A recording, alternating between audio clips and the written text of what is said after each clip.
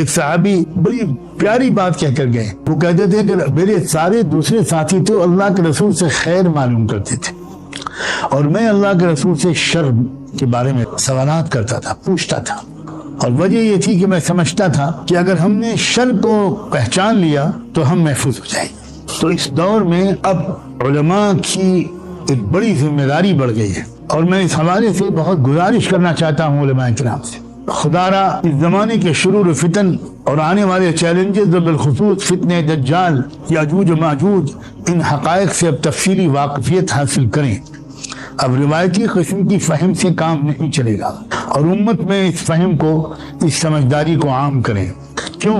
اس لیے کہ اللہ کے رسول صلی اللہ علیہ وآلہ وسلم یہ بات فرما چکے ہیں کہ جو شخص دجال کے پاس آئے گا یہ خیال کرتے ہوئے کہ وہ مومن ہے, یعنی میں مومن ہوں, میں ایمان والا ہوں, مجھے دجال کے پاس جا کے کیا نقصان پہنچے گا, لیکن ہوگا یہ کہ ملاقات ہوتے ہی وہ شبہات اور شکوک میں مبتلا ہو جائے گا, اور پھر وہ اس کے پیچھے پیچھے چلنے والا بن جائے گا. مجھے سمجھ میں نہیں آتا کہ میں بہت کھل کر کہوں یا لوگوں کی برداشت کا خیال کر کے پوری طرح کھل کر نہ کہوں. اس وقت ہمارے بہت بڑی تعداد میں وہ لوگ ہیں جو بڑے دیکھنے میں دانشور نظر آتے, ڈگریاں ہیں, کاش کہ وہ خود سمجھ لیتے کہ فتنہ دجال سے وہ متاثر ہو چکے ہیں. اور ایسے لوگوں کی باتوں سے معروف ہونے والوں کی تعداد دن بدن بڑھتی چلی جا رہی ہے. اسی لیے اللہ کے رسول صلی اللہ علیہ وآلہ وسلم نے یہ تک فرمایا ہے کہ دجال سے دور رہنا, دجال کے قریب مت جائے وہ شخص جو اس کے بارے میں کچھ سنے. لوگوں کے دلوں کو متاثر کرنے اور ان کی فکر کو, عقل کو متاثر کرنے اور ان کو اپنی طرف مائل کر لینے کی غیر معمولی صلاحیت اس کے اندر ہو. یہاں تک کہ جو لوگ ذرا دجال سے دور رہنا چاہیں گے اور اپنے گھر والوں کو دور رکھنا چاہیں گے, وہ عورتوں کو خاص طور پر گھروں میں رہنے کی تاکید کریں گے, بندوبست کریں گے کہ وہ گھروں میں رہیں. اپنی ماؤں سے کہیں گے کہ بس آپ باہر مت نکلیں, اپنی بیٹیوں سے, اپنی بیویوں سے کہیں گے, حدیث میں الفاظ آتے, اپنی چچی, خالہ اور پھوپھی سے کہیں گے. ایسا معلوم ہوتا ہے کہ عورتوں کے اندر بہت زیادہ تاثر کی کیفیت پائی جائے گی, اور یہ تک حدیث میں آ گیا کہ زیادہ جو دجال سے متاثر ہونے والا طبقہ ہوگا وہ عورتوں کا طبقہ ہوگا. یہ دجال کو یہ ساری طاقت ملے گی کیسے؟ ہمارے عام طور پر جو لوگوں کے ذہنوں میں ہے کچھ ما وراء الفطرت, ما وراء العقل, کچھ جادو, کچھ ٹونا ٹوٹکا, کچھ منتر, اس طرح کی چیزیں ہوں. بے شک اس میں تو کوئی شک نہیں ہے, کئی اس کے دلائل اور قرائن ہیں کہ ان سب ذرائع کو بھی وہ استعمال کرے گا, سحر کو. لیکن ایک بات, علامہ ابن حزم بہت ہی بڑے عالم گزرے, انہوں نے ایک اشارہ کیا ہے. وہ کہتے ہیں کہ دجال جو ہے وہ حیل سے کام لے گا.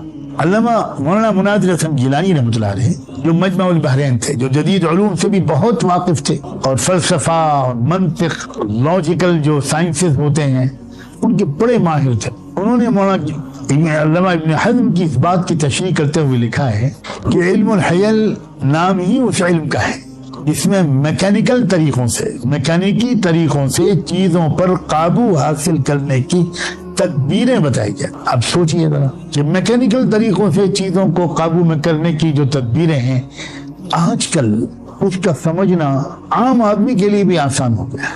جو انفارمیشن ٹیکنالوجی ہے, جو کمپیوٹر کا سائنسز ہیں, جو فضا میں چھوڑے جانے والے سیارے ہیں, سیٹلائٹ, تو یہ جو ٹیکنالوجی ہے پوری, اسی ٹیکنالوجی کے سہارے انسان اسپیس تک جا رہا ہے, اسی ٹیکنالوجی کے سہارے کلائمیٹ کو کنٹرول کر رہا ہے.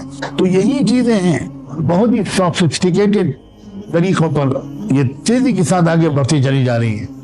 اب 2G اور 3G اور 4G اور اب 5G کے زمانہ آ گیا. یہ سب کیا ہے؟ یہی ہے علم الحیل.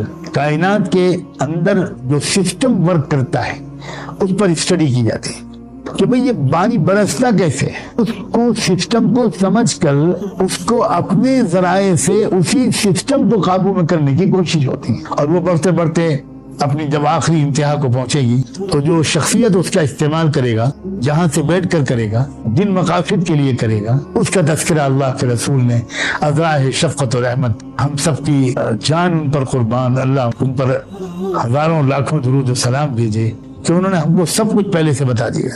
اور اب ہم اس دور میں ہیں کہ بڑی تیزی کے ساتھ وہ ساری چیزیں سامنے آتی چلی آ رہی ہیں.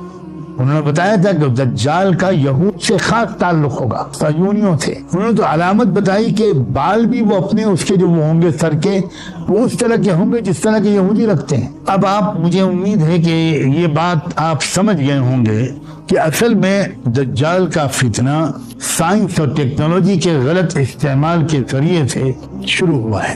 سائنس اور ٹیکنالوجی کا استعمال جب تک پرامن مقاصد کے لیے ہوتا رہا تو انسانیت کی خدمت اور رب کی معرفت، ان دونوں کا یہ بہترین ذرائع اور وسائل.